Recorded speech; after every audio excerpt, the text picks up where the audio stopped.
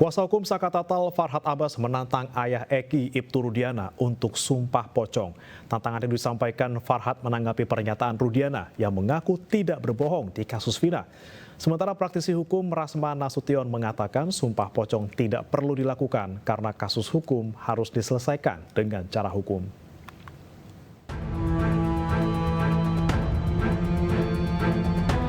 Kuasa hukum Saka Tatal Farhad Abbas menantang ayah Eki Ibtu Rudiana untuk sumpah pocong. Tantangan itu disampaikan Farhad menanggapi pernyataan Rudiana yang mengaku tidak berbohong di kasus Vina. Sementara Ibtu Rudiana menyatakan siap sumpah pocong atau sumpah apapun untuk membuktikan bahwa dirinya tidak berbohong dalam kasus kematian Vina dan Eki. Saya sumpah pocong mau, sumpah apapun mau, artinya yang meninggal adalah anak saya. Anak yang saya didik dari kecil, yang saya rawat dari kecil. Demi agama yang Bapak percaya? Betul. Demi Allah gitu? Demi Allah. 7 turunan saya mati semua, Bang, kalau saya bohong.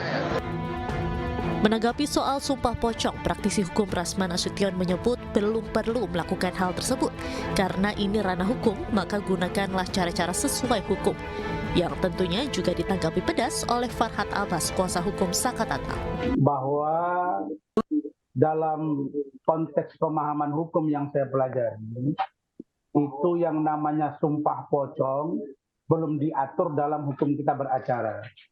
Terutama di pengadilan agama. Ya.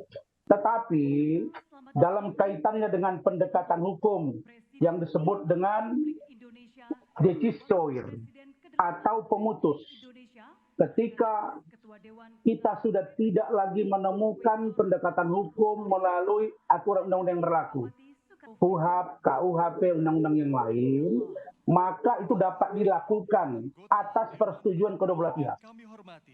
Nah, tetapi menurut saya di kasus ini belum diperlukan yang namanya sumpah pocong. Rudiana itu kan polisi, penyidik. Ya kalau dia udah nongol sekian lama hilang, kemudian nantang sumpah pocong lagi, jangan dihalang-halangi lagi Rasman. Suruh dia datang nanti hari Jumat, karena ini kan niat baik dia. Justru dengan dia sumpah pocong itu bagus, beban kalian tuh berkurang. Karena kalian lebih membela diri dari Rudiana membela sendiri. Orang yang nggak ada waktu itu kalian bela mati-matian. Sekarang mereka udah mau sumpah pocong, kenapa kamu larang? Nggak boleh dilarang, biarin aja. Dan sumpah pocong itu juga bukan berarti orang jadi pocong. Atau itu hanya, kalau nggak menggunakan seragam pocong nggak apa-apa, datang aja ke masjid. Kita disumpah, sumpah muhabalah. Kemudian menyatakan bahwa apabila kebohongan itu lebih baik dapat laknatullah. Diazab kan, dan Saka siap. Nah sekarang Rudiana udah menantang kita, kenapa dihalangi, kenapa dianggap tidak perlu. Silakan datang gitu, karena omongan itu dilakukan di depan konvensi pers gitu. Justru kalau dia udah menantang, kita mau datang, tiba-tiba dia dihalangi, justru kita bingung gitu.